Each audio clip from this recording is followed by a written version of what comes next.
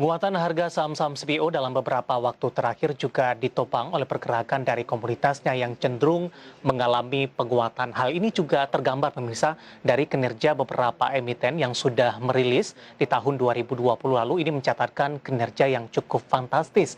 Di antaranya sebelumnya adalah Ali, kemudian juga ada LSIP yang mengalami kinerja yang cukup baik di tengah pandemi COVID-19. Nah, berikutnya kami akan mengajak Anda untuk melihat bagaimana kinerja dari emiten perkebunan lainnya, pemirsa, yakni ada PT Dharma Satya Nusantara Tbk atau dengan kode saham DSNG, di mana berhasil membukukan pertumbuhan kinerja, terutama dari posisi laba di sepanjang tahun 2020 lalu, ini melesat sebesar 165%.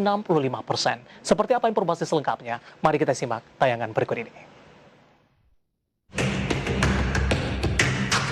Berdasarkan laporan keuangan perseroan PT Dharma Satya Nusantara Tbk atau DSNG, berhasil mencetak pendapatan sebesar 6,69 triliun rupiah di 2020. Pencapaian ini naik 16,7% dibandingkan dengan perolehan 2019 sebesar 5,73 triliun rupiah. Sejalan dengan kenaikan pendapatan, beban pokok penjualan juga naik menjadi 4,94 triliun rupiah dibandingkan dengan 2019 sebesar 4,27 triliun rupiah. Dengan capaian ini, DSNG berhasil membukukan laba yang dapat diatribusikan kepada pemilik entitas induk sebesar 476,63 miliar rupiah, melesat 165,92% daripada posisi laba 2019 yang hanya sebesar 179,94 miliar rupiah. Dikutip dari berbagai sumber, Direktur Utama PT Dharma Satya Nusantara Tbk, Andrianto Utomo, mengatakan kenaikan harga CPO pada 2020 tergolong signifikan, sehingga bisa mencapai harga tertinggi dalam 8 tahun terakhir. Kenaikan harga ini disebabkan oleh produksi tandan buah segar pada kuartal 3 2020 yang turun tajam di hampir seluruh wilayah Malaysia dan Indonesia, tidak terkecuali di wilayah operasi DSNG di Kalimantan akibat rendahnya curah hujan yang disebabkan oleh El Nino pada 2019. Selain itu, kenaikan laba bersih DSNG pada tahun lalu juga didorong oleh produksi TBS perusahaan yang telah pulih pada kuartal 4 2020.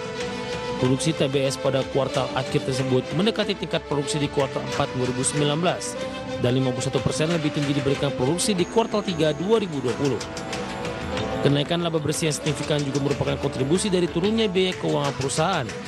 Hal ini merupakan dampak dari konversi sebagian utang perusahaan ke mata uang dolar Amerika Serikat pada bulan April dan Mei 2020.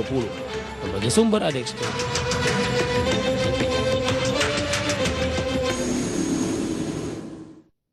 Dari informasi fundamental untuk saham emiten perkebunan PT Dharma Satya Nusantara Tbk atau dengan kode saham DSNG, kita akan coba lihat bagaimana pergerakan teknikalnya di sepanjang perdagangan hari ini dalam beberapa bulan terakhir. Nah, bagaimana juga dari sisi valuasi pemirsa.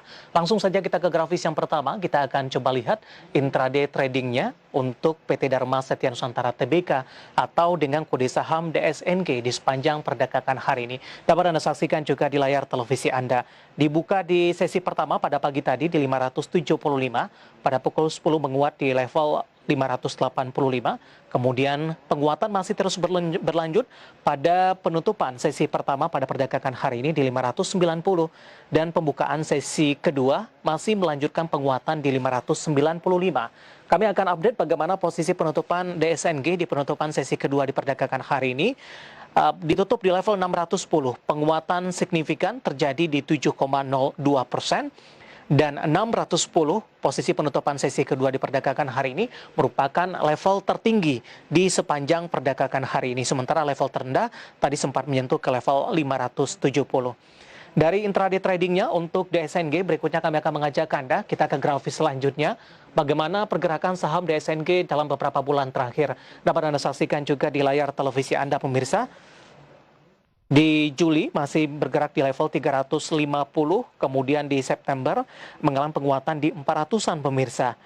Kemudian di Desember penguatan terus berlanjut dan menyentuh ke level 600-an, tepatnya di 635, Januari di 640. Kemudian di Februari dan Maret ini di akhir bulan berada di level 500-an, 575, sementara di Maret penutupan sesi kedua di perdagangan hari ini, di mana di pembukaan sesi kedua di grafis di layar televisi Anda di 595, dan penutupan sesi kedua sudah kembali menembus ke level 600-an, tepatnya di 610, dan merupakan level tertinggi di sepanjang perdagangan hari ini.